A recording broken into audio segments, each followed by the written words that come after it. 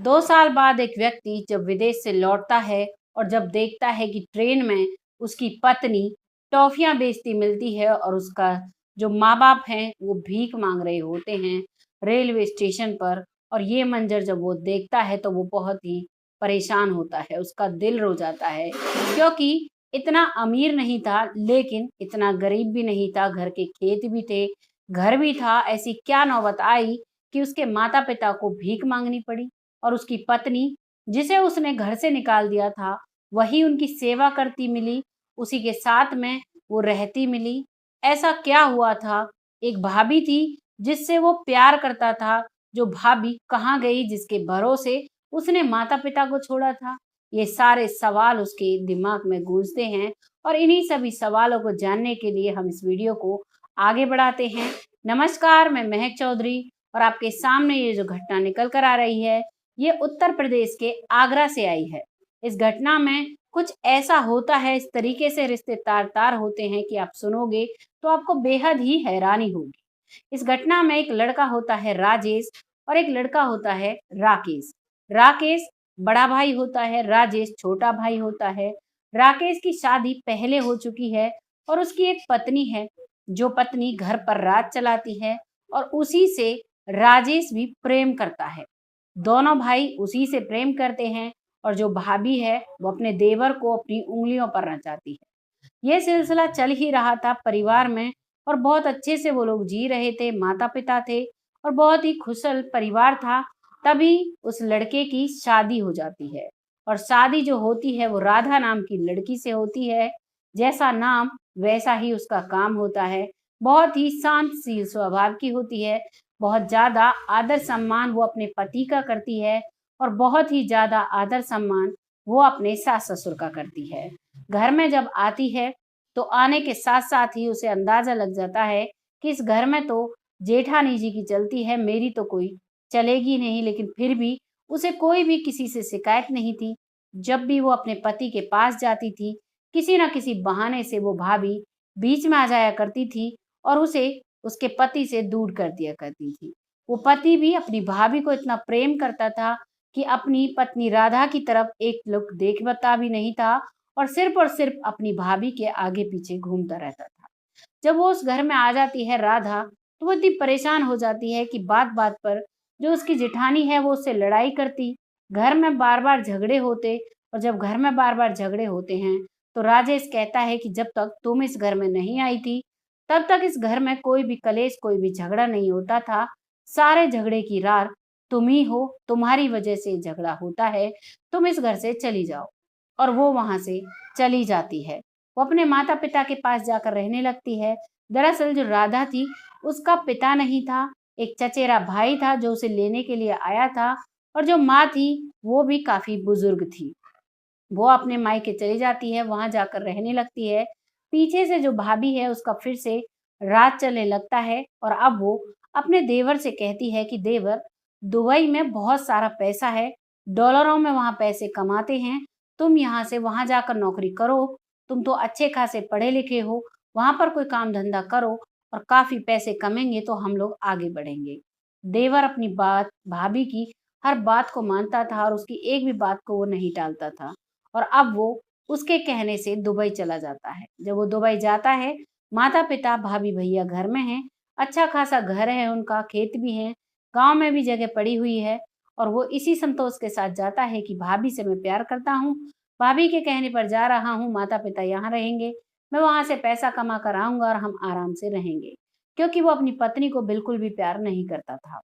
अब वो 2 साल वहाँ पर रहा, उसने वहाँ पर पैसा कमाया और जब वो वहाँ से आता है तो देखता है कि जिस ट्रेन में वो बैठा था, उसी ट्रेन में उसकी जो माँ है, वो भीख माँग रही है। जैसे ही उसकी माँ की आवाज़ उसके कानों में पड़ती है, तो वो माँ की तरफ चलता है, तभी उसके कानों में उसके पिता की भी आवाज़ पड़ती है और पिता की आवाज़ सुनकर उसकी आँखों में आँसू आ जाते हैं।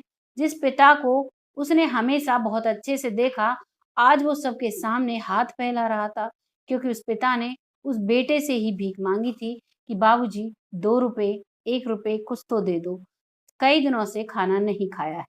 जैसे ही वो ये चीज़ सुनता है, तो उसकी आँखों में आँसू आ जाते हैं और जब वो उनको लेकर स्टेशन पर एक साइड होता है, अपना सामान निकालता है, तो तभी उसकी पत्नी भी अपने हाथ में कुछ टॉफ़ियों के पैकेट, कुछ छोटे-छोटे जो स्नैक्स होते हैं, उनके पैकेट उसके हाथ में होते हैं और वो भी पानी की एक बॉटल लेकर आती है और कहती है, "माँ जी, ये लो पानी।"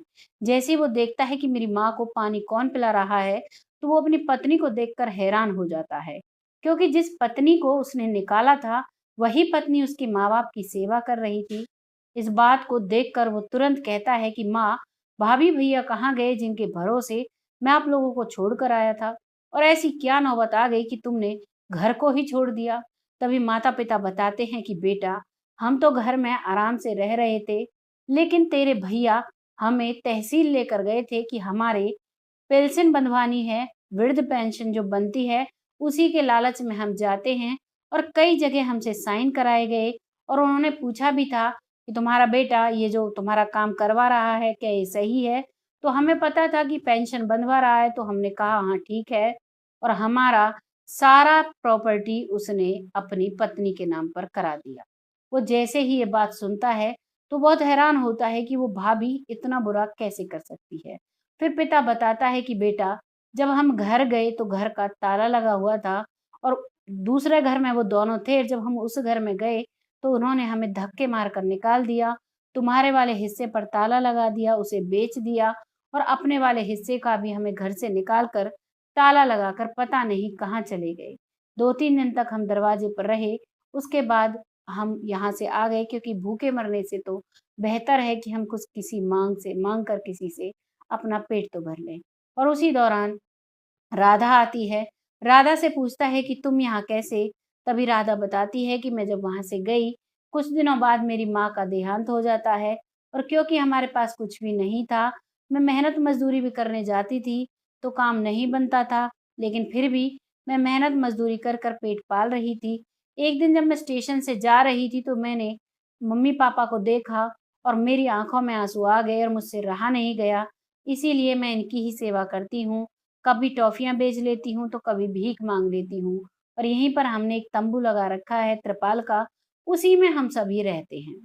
ये सब चीज़ देखता है और कहता है कि जो दुःख देखने थे, वो तुमने देख लिए, आज के बाद तुम कोई भी दुःख नहीं देखोगे, तुम आराम से रहोगे, काम मैं करूँगा। और अब वो वहाँ से उन्हें लेकर जाता है और मंडी में एक कमरा किराए पर लेता है। सब्जी मंडी थी, वहीं पर अपनी पत्नी और माँ को और पिता को रखता है और खुद पल्लेदारी करने लगता है। पल्लेदारी से कुछ पैसे मिलते हैं और कुछ दिनों तक वो ये काम करता है तो उसकी पत्नी राधा कहती है कि क्यों ना आप मेरी एक छोटी-सी सब्जी का ठेला लगवा दीजिए, जिससे मैं घर का खर्च तो निकाल सकूँ।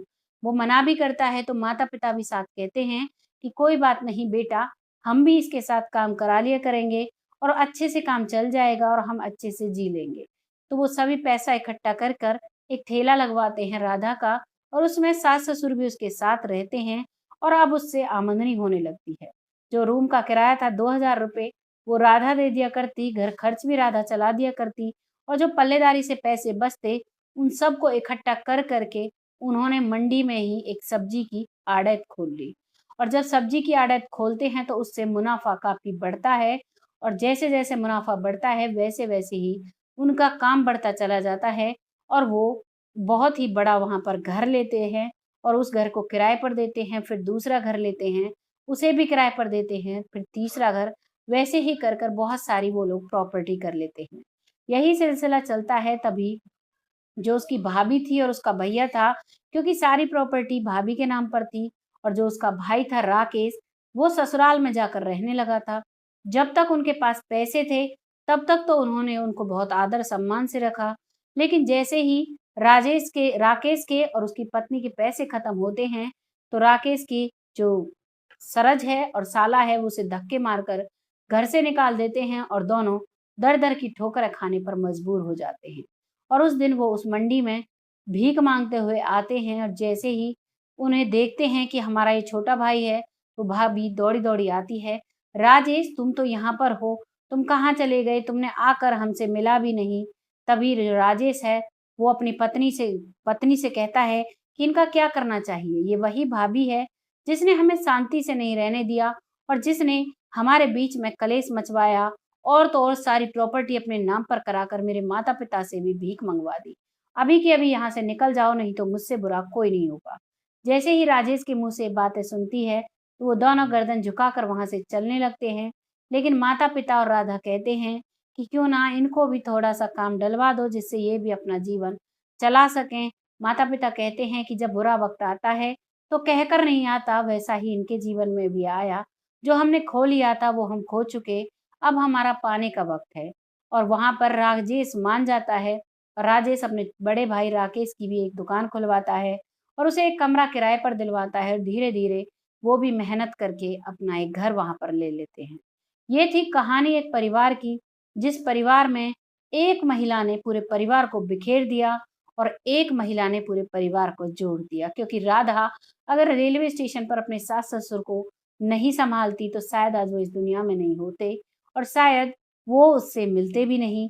आपको कैसी लगी कहानी कमेंट सेक्शन में ज़रूर बताना। बहुत जल्द फिर आती हूँ ऐसी ही एक सच्ची घटना के साथ। वीडियो अगर ज़रा भी अच्छा लगा है तो एक लाइक और शेयर कीजिएगा। साथ ही साथ हमारे फेसबुक पेज को फॉलो कीजिएगा और हमारे चैनल को सब्सक्राइब कीजिएगा। तब तक के लिए जय हिंद, जय भारत।